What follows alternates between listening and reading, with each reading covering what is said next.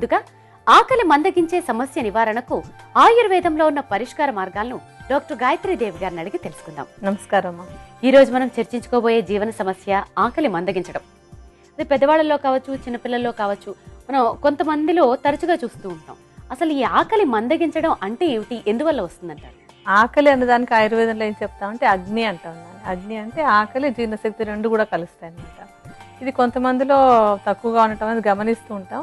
అయితే ఆయుర్వేదంలో ఏం చెప్తామంటే 4 రకాల అగ్నులు సహజంగానే ప్రతి మనిషిలోనూ ఒక్కొక్క రకమైన ఆకలి ఉంటుంటుంది.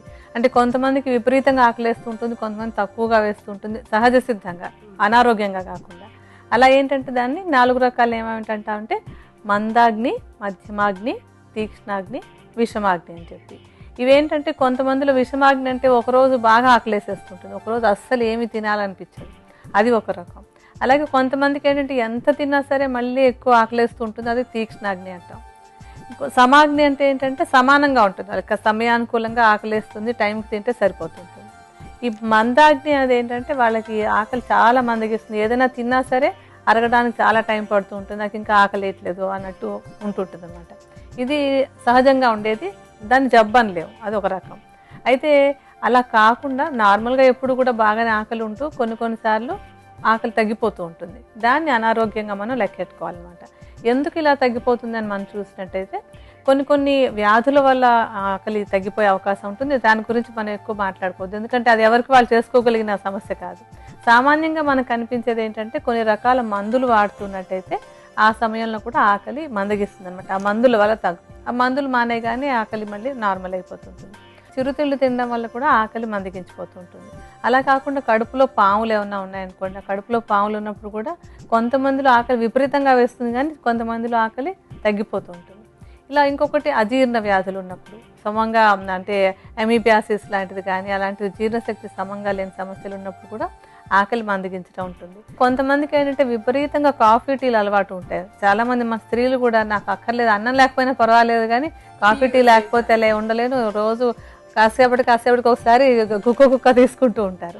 అలాగా పదే కాఫీ టీ తీసుకోవడం వల్ల ఈ ఆకలి బాగా మందగించిపోతుంది. అది రేపు పొద్దున సమస్యకు దారితీస్తుంది కనుక ఆ అలవాటుని మానేసుకోవాలి పూర్తిగానే. ఇంకా తప్పనిసరిగా తీసుకోవాలి అనిపిస్తుంటే 1 లేదా 2 కప్పులు మాత్రమే తీసుకోవాలి. అది దాటి తీసుకున్నట్టయితే నెమ్మదిగా మనం విషం తీసుకున్నట్టు లెక్కకు వస్తుంది. అందుకని ఆ అలవాటు తగ్గించుకోవడం. ఆకలి మందగించే సమస్య నివారణకు ఆయుర్వేద ఔషధం ఏ విధంగా తయారు చేసుకోవాలో వివరిస్తారండి? అలాగేనమ్మా, ఇప్పుడు మనం చెప్పుకోబోయే ఈ ఔషధం ఆకలిని పెంచడానికి చాలా ఉత్తమమైన ఫలితాలు ఇచ్చేటువంటి ఔషధం అన్నమాట. ఇది తయారు చేసుకోవడానికి మనం తీసుకునేటువంటి మొట్టమొదటి మూలిక సొంఠి. ఈ సొంఠికి ఆకలిని పెంచేటువంటి చాలా మంచి గుణం ఉంది. సొంఠి కొమ్మును తీసుకుని కొద్దిగా మూకుట్లో నెయ్యి వేసి దాన్ని వేయించాలన్నమాట. వేయించి చూర్ణం చేసి పెట్టుకోవాలి. ఈ ఔషధం తయారు చేసుకోవడానికి మనకి ఈ సొంఠి చూర్ణం 50 గ్రాముల పరిమాణంలో కావాలి. ఈ ఔషధానికి కావాల్సినటువంటి మరొక మూలిక పిప్పళ్ళు. పిప్పళ్ళు కూడా ఆకలిని బాగా పెంచేటువంటి మంచి మూలిక. ఈ పిప్పళ్ళను కూడా కొద్దిగా వేయించుకోవాలి. ముందుగా కొంచెం నెయ్యి వేసి వేయించి దాన్ని కూడా చూర్ణం చేసి ఉంచుకోవాలి.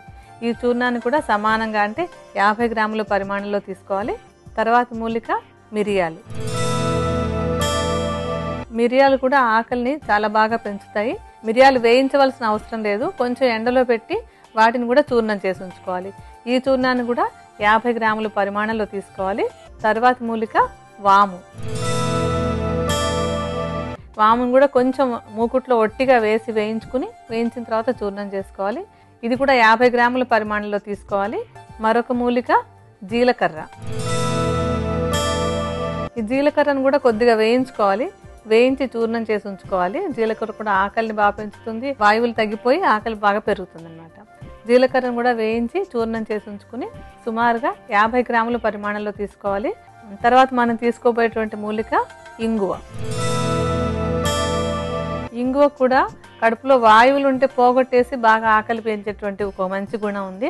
ఇంగువని పొంగించి దాన్ని చూర్ణం చేసుకోవాలి. ఇది కూడా సమాన భాగంగా అంటే 50 గ్రాముల పరిమాణంలో తీసుకోవాలి. ఇప్పుడు ఈ ఔషధానికి కావాల్సినటువంటి మరొక మూలిక ఏంటంటే సైంధవ లవణం. మామూలుగానే లవణాలన్నింటికి కూడా మంచి ఆకలిని జీర్ణశక్తిని పెంచేటువంటి గుణం ఉంటుంది. ఈ సైంధవ లవణానికి ఎటువంటి హాని చేయకుండా ఆకలిని పెంచేటువంటి మంచి గుణం ఉందన్నమాట. ఇది కూడా మనం 50 గ్రాముల పరిమాణంలో తీసుకుంటాము. ఇప్పుడు ఔషధం తయారీకి మనకి కావాల్సినటువంటి మూలికల చూర్ణాలన్నీ సిద్ధంగా ఉన్నాయి. ఈ చూర్ణాన్ని బాగా కలుపుదాం.